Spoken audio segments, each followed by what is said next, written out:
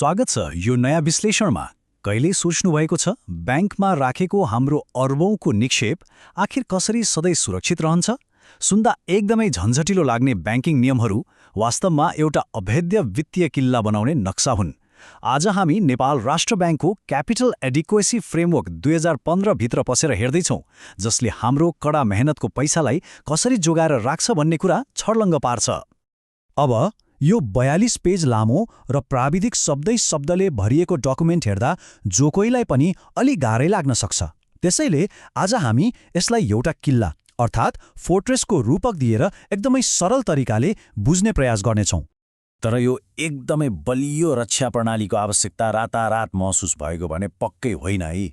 यसको पछाडि एउटा लामो इतिहास छ। सन् 1988 को पहिलो बेसल सम्झौतादेखि लिएर 2008 को त्यो भयानक विश्वव्यापी आर्थिक मन्दीसम्म आइपुग्दा ब्याङ्किङ प्रणाली निकै जटिल बन्दै गयो। त्यही झट्काहरू सहन सक्ने गरी अन्तर्राष्ट्रिय मापदण्डहरू विकास हुँदै गए र त्यसैको आधारमा सन् 2015 मा नेपाल राष्ट्र ब्याङ्कले हाम्रै अर्थतन्त्र सुहाउँदो गरेर यो फ्रेमवर्क लागू गर्यो। यहाँनिर सबैभन्दा महत्त्वपूर्ण कुरा के छ भने क्यापिटल एडिक्वेसी रेशियो अर्थात् CAR कुनै हावामा भरिएको गणितीय अङ्क मात्र होइन। यो त जनताको विश्वास कायम राख्न र ब्याङ्कलाई डुब्नबाट बचाउने अन्तिम वित्तीय सुरक्षा कवच पो हो।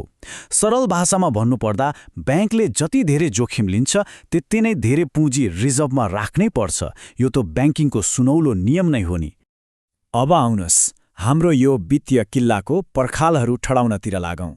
यी पर्खालहरूलाई पुँजीको गुणस्तरको आधारमा दुईवटा मुख्य तहमा बाँडिएको छ।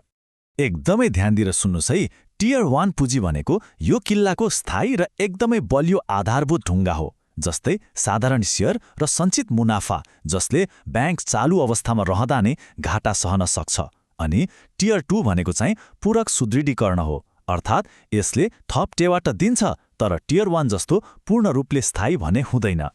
र यसले हामीलाई यो सिङ्गो फ्रेमवर्ककै सबैभन्दा महत्त्वपूर्ण जादुई अङ्कमा ल्याइपुर्याउँछ, 8.5%। प्रत्येक ब्याङ्कले आफ्नो कुल जोखिम भारित सम्पत्तिको तुलनामा न्यूनतम 8.5% पुँजी अनिवार्य रूपमा कायम राख्नै पर्छ। यो लेभलभन्दा तल जानु भनेको सिधै खतराको घन्टी बज्नु हो। तर के एउटा बलियो पर्खाल मात्रै पर्याप्त हुन्छ त? पक्कै हुँदैन।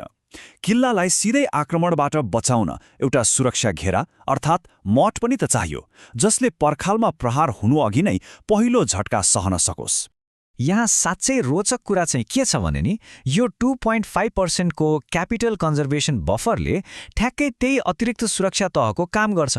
सामान्य अवस्थामा ब्याङ्कहरूले यो बफर बनाएर राख्नुपर्छ ताकि भोलि गएर कुनै सङ्कट आइपर्दा आफ्नो न्यूनतम पुँजीमा धक्का नलागिकन यसलाई प्रयोग गर्न सकियोस्। यो बफरलाई पनि जोड्ने हो भने कुल पुँजी अनुपात त वास्तवमा 11% पो पुग्छ। अब यहाँनिर एउटा एकदमै गम्भीर प्रश्न उठ्छ। जब ब्याङ्किङ क्षेत्रमा अचानक र अनियन्त्रित रूपमा कर्जा विस्तार हुन्छ, त्यति बेला यो प्रणालीलाई कसले बचाउँछ त? इतिहास पल्टाएर हेर्ने हो भने अत्यधिक कर्जा वृद्धि नै ठूला आर्थिक सङ्कटहरूको मुख्य कारण बन्ने गरेको छ नि त। हो, यसैको अचूक समाधान हो काउन्टर साइक्लिकल बफर। जब कर्जा र कुल गारस्थ्य उत्पादन अर्थात् GDP बीचको अन्तर असामान्य रूपमा माथि जान्छ, तब राष्ट्र ब्याङ्कले ब्याङ्कहरूलाई 2.5% सम्म अतिरिक्त पुँजी रिजर्भ गर्न बाध्य पार्छ। एकातिर यसले अन्धाधुन्द कर्जा विस्तारलाई रोक्छ भने अर्कोतिर सङ्कटको बेला काम लाग्ने अतिरिक्त पैसा पनि जम्मा गरिदिन्छ। एक तीरले दुई शिकार। ल, हाम्रो रक्षा प्रणाली त तयार भयो। अब युद्ध मैदानको सर्वेक्षण गर्ने र फरक सम्पत्तिहरूबाट आउने विभिन्न जोखिमहरूको मूल्याङ्कन गर्नेतर्फ लागौँ। हेर्दाखेरि नै कुरा कति स्पष्ट छ है। शून्य जोखिम भएका सरकारी धितोपत्रहरूलाई 150% जोखिम भाल भएका अत्यन्त अस्थिर सम्पत्तिहरू जस्तै भेन्चर क्यापिटल वा भाखा नागेका कर्जाहरूसँग तुलना गरेर हेर्नुहोस् त। जति असुरक्षित कर्जा, ब्याङ्कले त्यति नै धेरै पुँजी छुट्याएर राख्नुपर्छ। हिसाब एकदमै सिधा छ। तर यहाँनिर एउटा रमाइलो कुरा के छ भने ब्याङ्कहरूले क्रेडिट रिस्क मिटिगेसन अर्थात् CRM को प्रयोग गरेर कानुनी रूपमै ती उच्च जोखिम भारहरूलाई घटाउन सक्छन्। सरल भाषामा भन्नुपर्दा यदि ब्याङ्कले कर्जा दिँदा सुन वा सरकारी बन्ड जस्ता तरल धितो लिएको छ भने त्यसले एउटा मजबुत वित्तीय आर्मरको काम गर्छ र ब्याङ्कले राख्नुपर्ने पुँजीको भार ह्वात्तै घट्छ। जोखिम भनेको बाहिरबाट ऋण नउठ्नु मात्रै त होइन नि। हाम्रो यो किल्लाले आन्तरिक सञ्चालनमा हुने विफलताहरू जस्तै प्राविधिक गडबडी वा धोखाधडी र अचानक हुने विदेशी मुद्रा बजारको अस्थिरता विरुद्ध पनि पुँजी छुट्याउनु पर्छ। प्रणालीगत र बजारको उतार चढाउले पनि त्यत्तिकै ठूलो झड्का दिन सक्छ।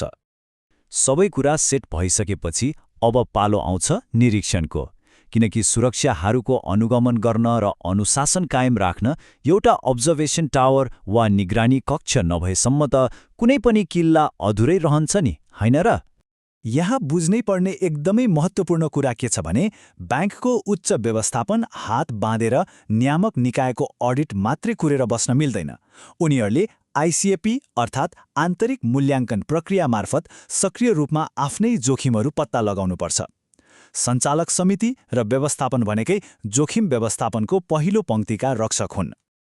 र पारदर्शिताको कुरा गर्दा बजार अनुशासन कायम गर्न यी त्रैमासिक सार्वजनिक प्रकटीकरणहरूले एकदमै ठूलो भूमिका खेल्छन्।